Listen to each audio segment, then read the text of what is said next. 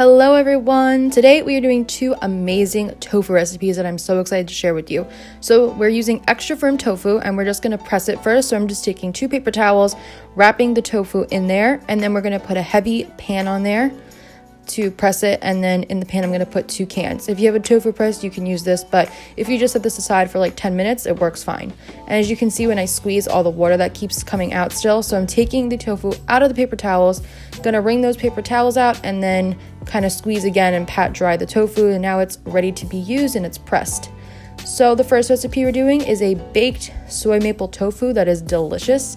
So to make this sauce, I'm going to take some water, soy sauce, or you can use tamari, some maple syrup, some ground ginger that didn't want to come out of my little spoon, some garlic powder, a little bit of red pepper flakes, but you don't have to do this if you don't want to.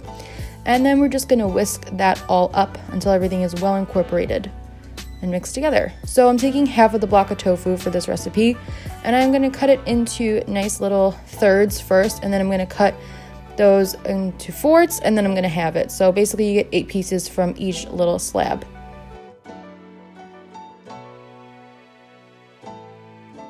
Then I took my cubes, put in a little container, and put some of that sauce in there. I'm going to cover it and shake it up. Ideally, you want to do this for as long as possible, but if you just do it for a half hour, it works fine. But doing it overnight or something will be the best result. So just put that in the fridge and leave it aside. Then I cooked up some kale quickly to pair with this. So I was just showing you how I did it. Just cooked it in a pan with some water, garlic powder, and salt, and just kind of steamed and sauteed that up, put a lid on it, and it's a great side to do with this tofu. So then once the tofu marinated for a little bit, I lined it all out on a baking sheet lined with parchment paper. And then I just took whatever was left in there and kind of drizzled it on.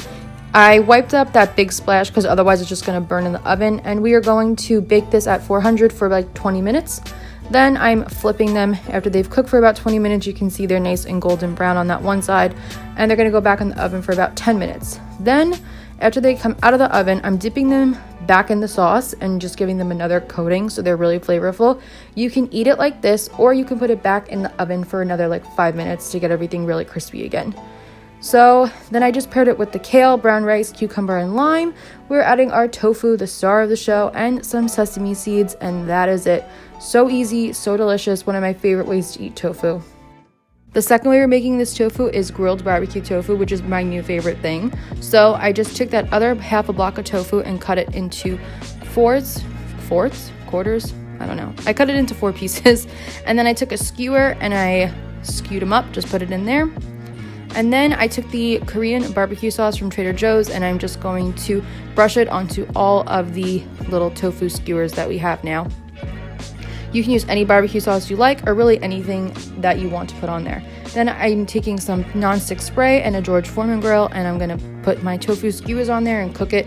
Obviously, if you have a real grill, that will work great. So you can see I have all these little grill marks now. I'm going to flip them, and the trick to this is just to keep flipping and then coating in marinade. So I probably did that like 3 or 4 times, and it gave this really nice caramelized outside, and everything was just like had those grill marks. It was perfect. So you just want to keep doing that until all the sides are like really nice and brown and crispy looking. And these are them all done. I paired it with some corn, some baby potatoes that I roasted, and string beans, and this was like summer in a bowl. This would also be great with vegan mac and cheese.